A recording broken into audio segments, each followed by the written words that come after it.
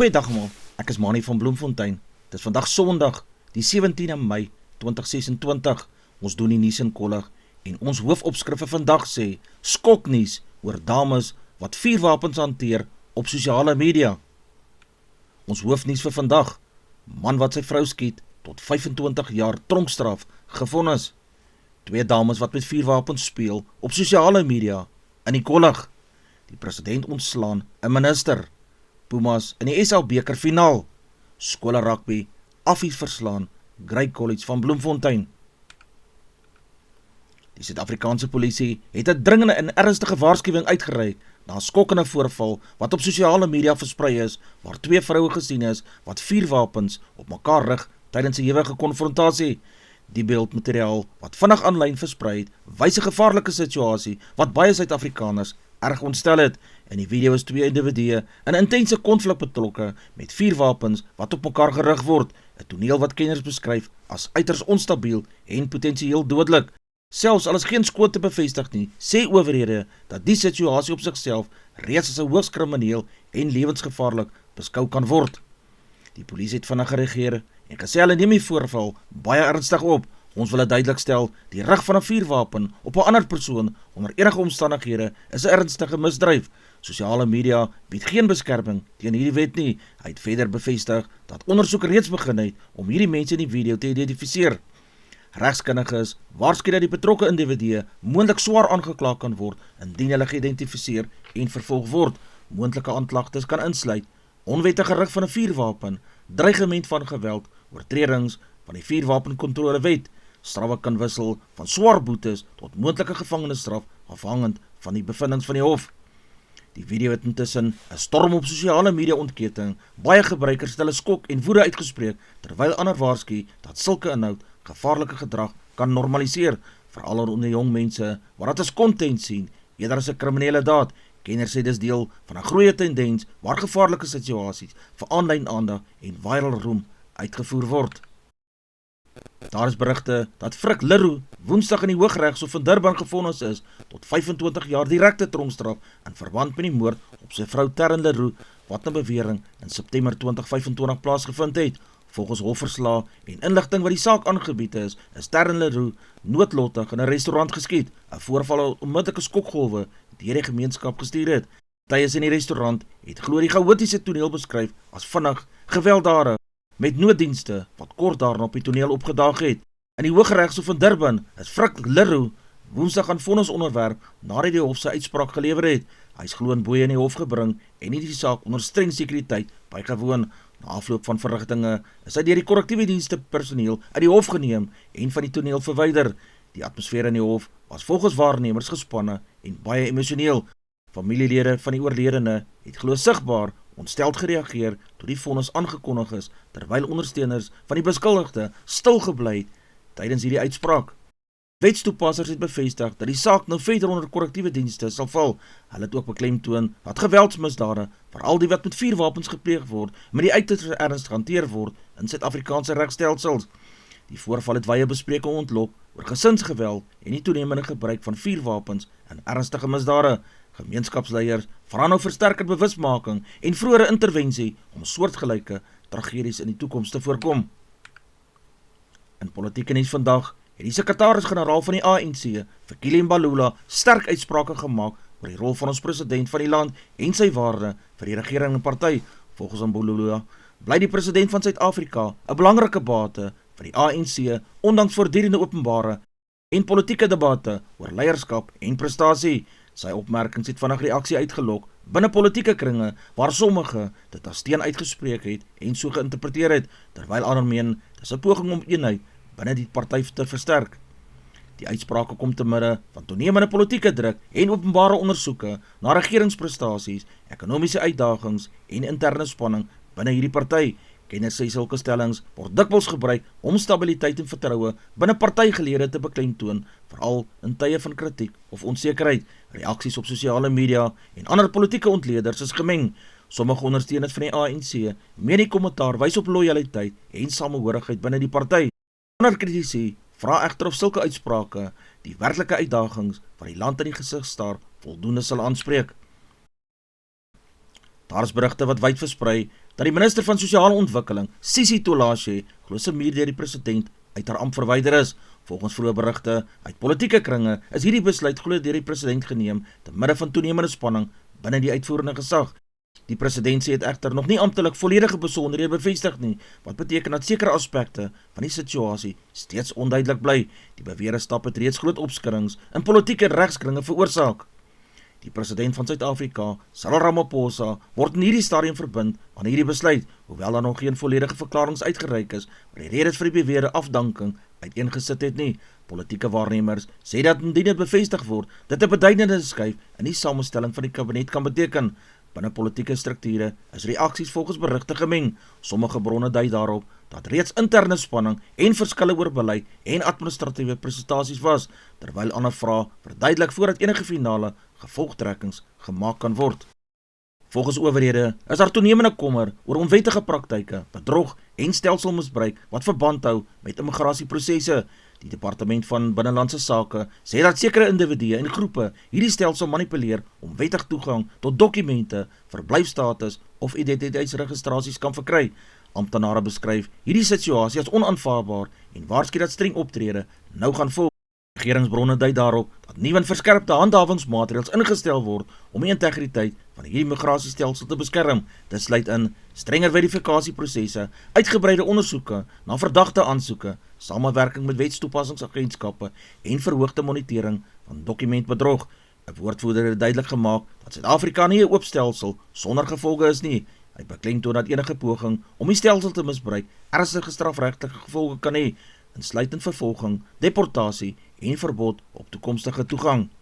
Kenners sê hierdie stap kan 'n groot impak hê op migrante, asielsoekers en selfs wettige aansoekers.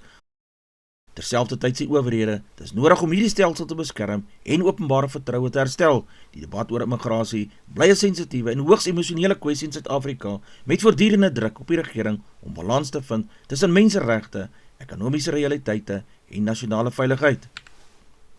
In finansiële nuus vandag is daar toenemende belangstelling wêreldwyd rondom kunsmatige intelligensie, die nuwe geleenthede wat dit self vir klein beleggers kan skep om deel te neem aan die vinnig groeiende sektor. Kunsmatige intelligensie, oftewel KI, het die afgelope paar jaar 'n massiewe impak op wêreldmarkte gemaak. Groot tegnologiemaatskappye soos Nvidia en Microsoft speel reeds 'n sentrale rol in die ontwikkeling van KI-stelsels. Hierdie groei het nuwe deure oopgemaak vir beleggers, selfs vir mense wat nie miljoene rande beskikbaar het nie. Finansiële kenners sê dat klein beleggers nou makliker toegang tot die KI-gebaseerde beleggings deur aandele in tegnologiemaatskappye, beursverhandelingsfondse wat KI-ondernemings insluit, digitale beleggingsplatforms wat laer minimumbedrae vereis. Dit beteken dat gewone mense indirek kan deel in die groei van die KI-industrie. In die sportnuus vandag is daar skokkende teleurstelling nadat die rugbyspeler Assenathi Tlhapakanye glo vir 18 maande uit alle rugbyaktiwiteite geskort is nadat hy skuldig bevind is aan die gebruik van verbode middels. Volgens inligting uit sportkring is die besluit geneem na formele dissiplinêre proses waarin die speler se sak ondersoek is. Die uitspraak beteken dat hy vir die volgende 18 maande nie aan enige amptelike rugbywedstryde, oefenkampe of professionele kompetisies mag deelneem nie. Die saak bring weer die fokus terug op streng anti-doping regulasies in professionele sport, waar atlete onderhewig is aan gereelde toetse en streng gedragskodes. Sportowerhede sê die gebruik van verbode middels ondermyn nie net die integriteit van die spel nie, maar plaas ook atlete se loopbane en reputasies op die spel. Die nuus het vandag reaksie in die rugbygemeenskap ontlok met ondersteuners wat skok en teleurstelling uitspreek oor hierdie besluit. Baie sê die voorval is 'n harde herinnering aan die druk wat professionele sport op spelers plaas, sowel as die gevolge van verkeerde keuses. Kenners meen dat 'n 18 maande skorsing kan 'n groot impak hê op 'n speler se vorm, fiksheid en toekomstige kontrakte. Herintegrasie in professionele rugby na so lang tydperk sal uitdagend wees, aangesien kompetisievlak en spanningsstrukture voortdurend sal verander. Die Pumas het Vrydag aand in Mbombela 'n indrukwekkende oorwinning behaal oor die Cheetahs met 'n eindtelling van 42 teenoor 36 punte in 'n spanningsvolle en hoë tempo wedstryd. Die wedstryd wat groot skare gelok het, was van die begin af tot aan die einde 'n stryd tussen twee van Suid-Afrika se sterkste provinsiale spanne. Beide spanne het aanvallende rugby gespeel met die punte wat gereeld heen en weer geswaai het, wat die toeskouers op die punte van hulle stoele gehou het. Met hierdie oorwinning het die Pumas hulle plek verseker in die SA beker eindstryd vir die derde keer onder leiding van hulle hoofafrigter Jimmy Stonehouse. Stonehouse se span word wyd geprys vir hulle dissipline, fisieke spel en vermoë om onder druk resultate te kan oplewer. Die Cheetahs het sterk teruggeveg en tot die laaste minuut druk toegepas, maar kon nie die laaste deurbraak maak vir die wedstryd te wen nie. Ten spyte van die verlies het hulle karakter gewys in 'n wedstryd wat tot die einde toe oopgebly het vir almal. Die Pumas se oorwinning bevestig weer hulle status as een van die gevaarlikste spanne in die Suid-Afrikaanse provinsiale rugby.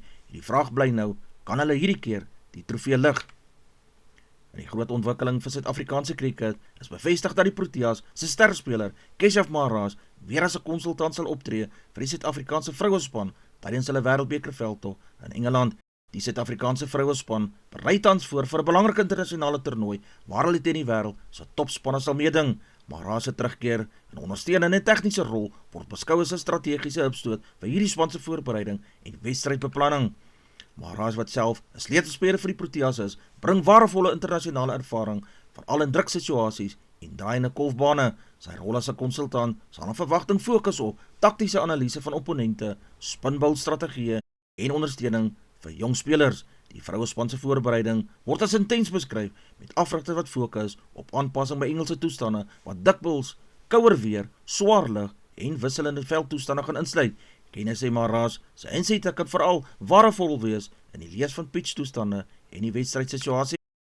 Cricketliefhebbers en ontleeders het positief gereageer op die nuus en meen dit wys op toenemende ondersteuning en investering in vroue cricket in Suid-Afrika. Die VRK van die naweek lyk as volg: Munster 24, die Leeu 17 punte, Leinster 68, die Ospreys 14 punte, Haie 54 punte teen Zebra se 19 punte, die Scarlets het 35 en die Dragons ook 35 punte, die Bulls het 45 teen Benetton se 19 punte, Ulster het 22 en die Glasgow Warriors 26.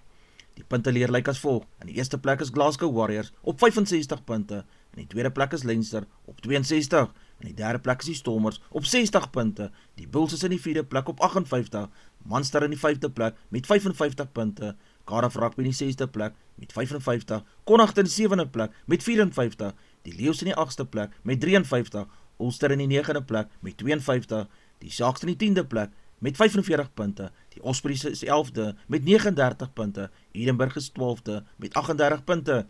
Helena Svitolina het 'n groot stelling gemaak vir die Franse Ope deur die 2026 Italiaanse Ope in Rome te wen. Sy het Coco Gauff in 'n taaistryd met 6-4, 6-3 en 6-2 gewen. Hierdie was Svitolina se derde Italiaanse titel. Sy het ook in 2017 en 2018 gewen. Die eerste WTA titel 1000 sedert 2018 gewees. Die grootste titel sedert haar terugkeer na die geboorte van haar dogtertjie in 2022. Wat haar prestasie nog meer indrukwekkend gemaak het, dat sy tydens die toernooi 3 top 5 spelers gewen het. Dit sluit in Elina Rybakina, Iga Swiatek en Coco Gauff. Volgens berigte is sy nou die oudste speler sedert 1990 om 3 top 5 spelers in een WTA 1000 toernooi te wen. Vir Gauff was dit 'n tweede agtereenvolgende verloor in die Romeinse eindstryd. Sy het erken dat sy sukkel om belangrike kansse tydens groot wedstryde te kan benut, nadat sy net 3 van 17 breekpunte kon gebruik het. Die oorwinning maak Svitolina nou een van die gevaarlikste spelers in die komende Franse Ope by Roland Garros. Die Afrikaanse Hoërseunskool het 'n groot oorwinning behaal toe hulle Grey College van Bloemfontein met 28 teenoor 21 punte gewen het in 'n spannende skoolwedstryd.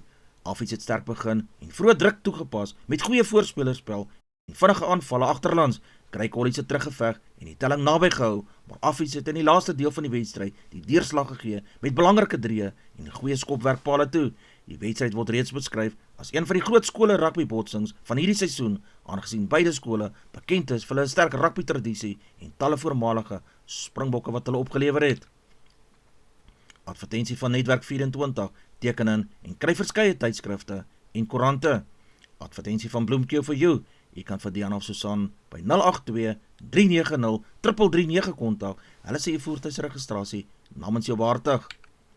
Ons weerberig vir die streek lyk so: Messina 1623, Polokwane 1022, Lephalale 1325, Mbombela 1124, Mahikeng 1323, Pretoria 1322, Johannesburg 1222, Ermelo 26, Kalahari 1528, Gaborone 1624, Richards Bay 1526, Pietermaritzburg 624, Durban 1424, Port St Johns 1329, Pongola 1326, Maputo 1826, Bethlehem 518, Bloemfontein 821, Allewal Noord 821, Welkom 1022, Vryburg 1124, Kimberley 1123, Appington 1527, Prieska 1225, Springbok 1627, Karasburg 1728, Keetmanshoop 1628, Mariental 1529, Alexanderbaai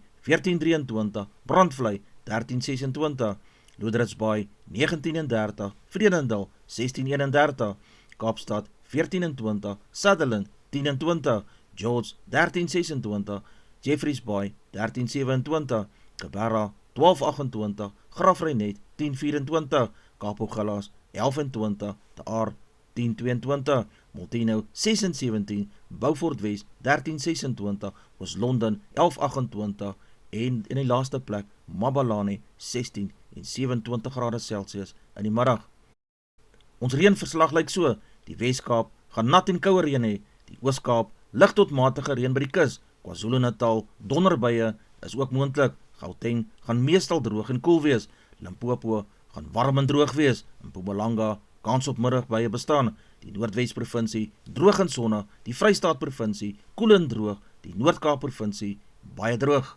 Gedagte vir die dag: 'n like hou jou vir 'n oomblik besig, maar 'n subscribe wys jy glo in iemand se droom vir die lang pad. Dis al vir vandag. Onthou om te like, deel met jou vriende en jou vriendinne en onthou te subscribe op my kanaal. 'n aangename dag word verder vir almal toegewens.